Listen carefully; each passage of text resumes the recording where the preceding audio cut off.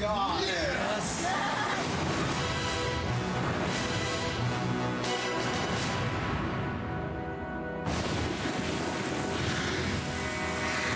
Let's go.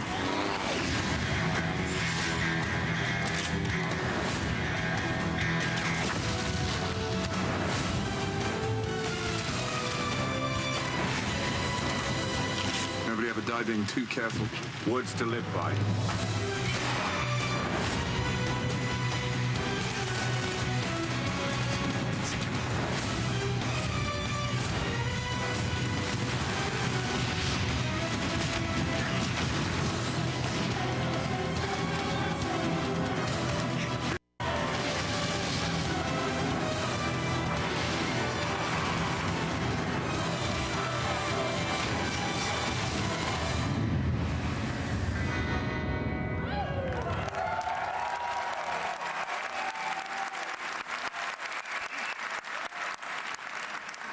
I remember it, you remember it.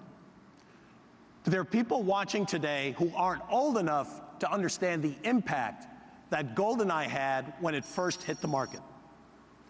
If you've never experienced it, get ready for a landmark gaming experience.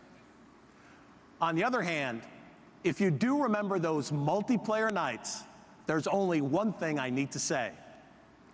Activision's new GoldenEye, exclusive to Wii, arrives in stores this holiday.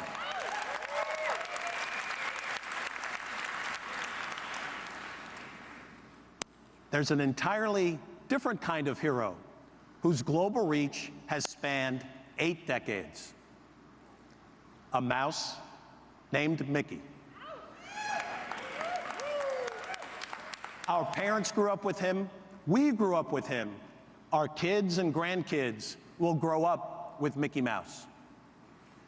And now, this universally recognized and beloved character embarks on a new chapter to add to his legacy in a game exclusive to Wii.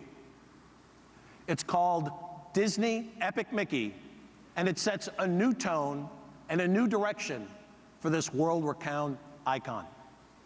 Ladies and gentlemen, to give you all the details, please welcome Warren Spector, General Manager and Creative Director, Junction Point, and Adam Creighton, one of the producers of Disney Epic Disney.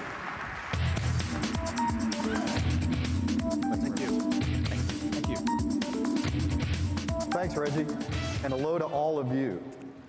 Adam and I are here to give you a first look at Disney Epic Mickey, Junction Point and Disney Interactive Studios' upcoming Wii exclusive title for this holiday season. The game is set in a world honoring 80 years of Disney creativity, populated by forgotten, retired, rejected characters, movie locations, and theme park attractions from Disney's past. Welcome to Wasteland. It's a world both familiar and strange. A world as varied and memorable, we hope, as the real Disney lands and stories that inspired it. The land Adam is exploring today is called Ventureland. It's what we call a quest zone, where you talk to characters, learn about quests, buy tools and supplies. Here, for example, Adam is talking to Wasteland's version of Smee, learning what Mickey has to do to continue to make progress through the game, and also about an optional quest that he can do or not do later in the game.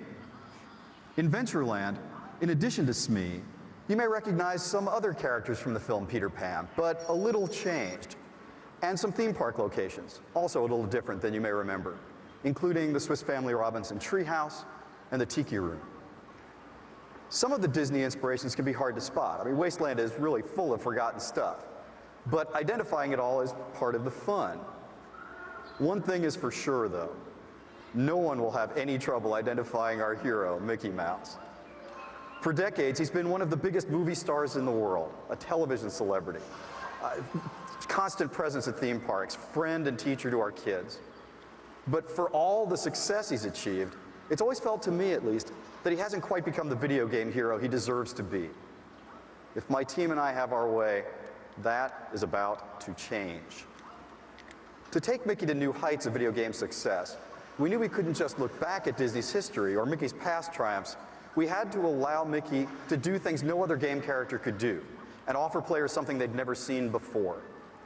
Our key innovation lies in our core game mechanic, drawing and erasing, using Mickey's new ability to control the essence of his cartoon being, paint and paint thinner.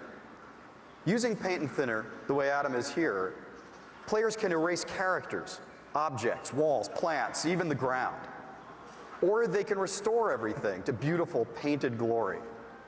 In other words, players can dynamically change the game world to save it. But how each player decides to change the world makes a difference. Or, as I like to put it, playstyle matters. How you change your world, how you interact with other characters. That changes how the world looks, of course, but also how characters treat you, what they tell you, what they don't tell you, and how each character's story ends. Do you solve problems by using the power of thinner to erase and remove obstacles? Or do you solve problems with the power of paint, the creative power? Do you use paint or cleverness to turn enemies into friends, or do you simply defeat them? Do you take time and use precious resources to solve everyone's individual problems, or do you focus exclusively on saving Wasteland from the enemies that would destroy it? These are just a few of the options available to players, each with its own rewards and its own costs. At the end of the day, we want each player to feel like he or she has crafted a unique experience based on the choices made and the consequences of those choices. I believe the playstyle matters concept is the hallmark of modern game design. And the combination of Mickey Mouse and Nintendo means we can take that idea to a larger audience than ever before. Now that you've had a taste of a quest zone, let's check out another kind of map, Adam. You see, there are 3 location types in Disney Epic Mickey, a game that combines the best of adventure, platform, and role-playing games. There are places called action zones, where you'll engage in missions that can affect the way your story unfolds and change the lives of the characters you interact with. You'll have to visit the Disney Interactive Studios booth or the Nintendo booth to learn more about those, about Mickey's missions. There's plenty more to see than we're showing you here. For now, let's watch as Adam jumps into a movie screen to enter our 3rd location type.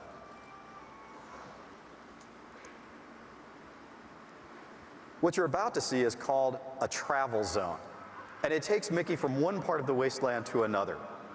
These are side-scrolling adventures, I bet you could tell that, directly inspired by beloved Disney cartoons and the classic console platforming games we all know and love.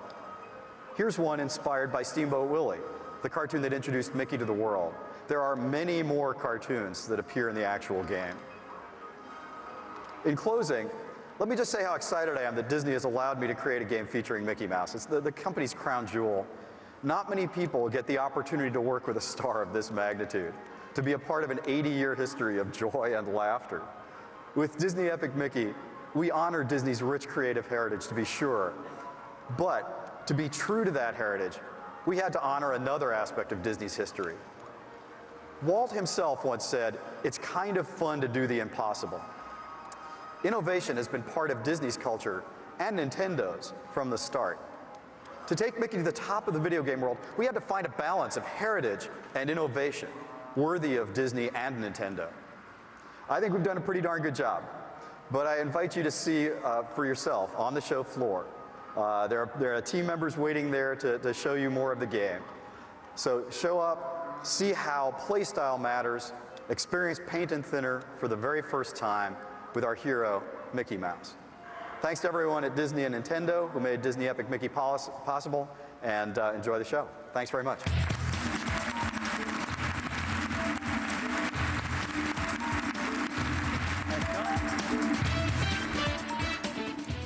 Thank you, Warren and Adam. And by the way, if you want more insight on the thinking behind Disney Epic Mickey, you can find an exclusive interview with Warren conducted by our global president, Mr. Satoru Iwata, at e3.nintendo.com. Of course, keeping popular franchises fresh calls for a lot of imagination inside Nintendo as well. In 1992, Mr. Iwata worked with a young developer named Masahiro Sakurai. Since that time, Mr. Sakurai has become famous in the gaming world for creating such diverse franchises as Smash